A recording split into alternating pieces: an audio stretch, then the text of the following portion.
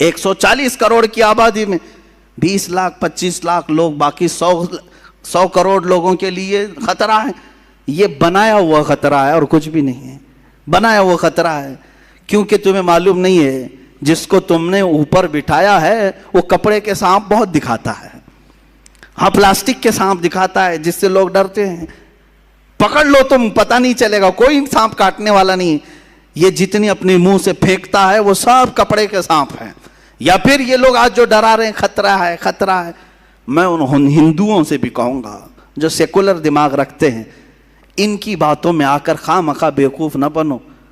مسلمان یہاں پر کتنے 100 سالوں سے ہے، 700 سال تک جب یہاں اسلامی حکومت رہی تب ہندو خطرے میں نہیں تھے، تب مندریں سلامت رہی. کچھ ہوا مندروں کو؟ ہزار سال پرانی مندر آج بھی ہندوستان میں ہیں کہ نہیں ہیں؟ تاریخ جا کر کے پوچھ لو ان سے ہی، سب مندریں موجود ہیں.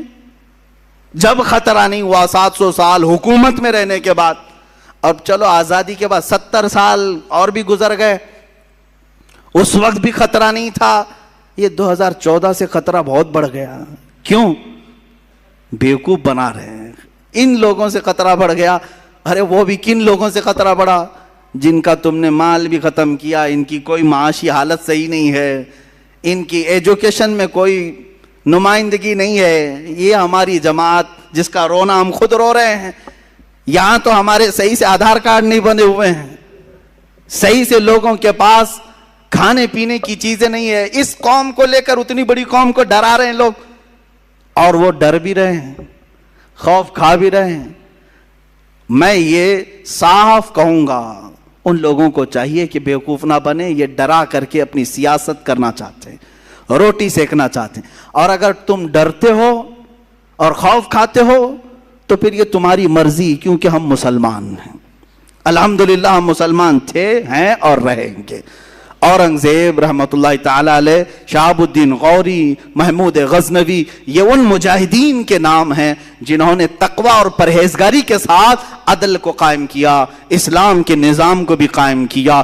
اخیر میں چلتے چلتے ہم اس مجاہد آزادی کو بھی سلام پیش کر لیں جو ہمارے علاقے سے آتا ہے، شہید ٹیپو سلطان رحمت اللہ تعالی علیہ.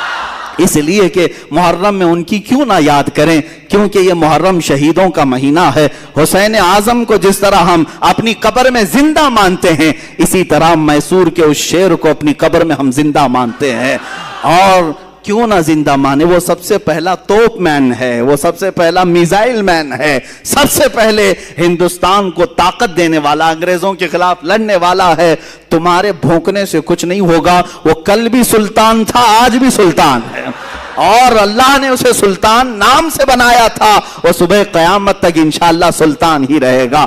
اللہ تعالیٰ ان کے اقبال بلند فرمائے، ان کے جانشین ہماری قوم میں پیدا فرمائے. مولا ہم سب کو مجاہدین کی وراثت عطا فرمائے.